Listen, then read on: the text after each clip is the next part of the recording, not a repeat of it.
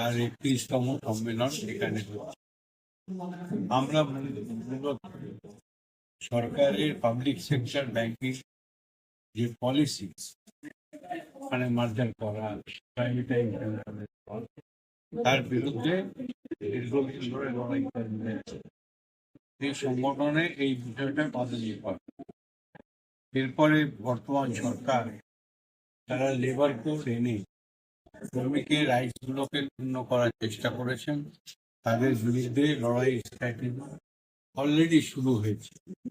আপনারা দেখেছেন 12ই ফেব্রুয়ারি ধর্মঘট পুলিশ কর্মচারীরা ধর্মঘট করেছে। প্রায় 30 কোটি শ্রমিক ব্যাংক নিয়ে তারা প্রতিবাদে সামিল হয়েছে।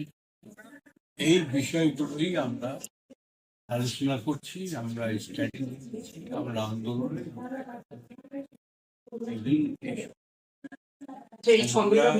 তার সাথে অনেকগুলো রেজলিউশন আছে, যার মধ্যে একটা মূল রেজলিউশন যে ব্যাংকের যে কাস্টমার তাদের উপরে যে চার্জ বসানো হচ্ছে, পেনাল্টি, এটা বন্ধ করা। এটাই আমাদের বেসরকারীকরণ ব্যাপারে কি ভাবছেন? বেসরকারীকরণের আমরা আন্দোলন করছি, বিরোধিতা করছি। আমরা সমস্ত প্রাইভেট ব্যাংকে ন্যাশনালাইজ করার জন্য দাবি করছি।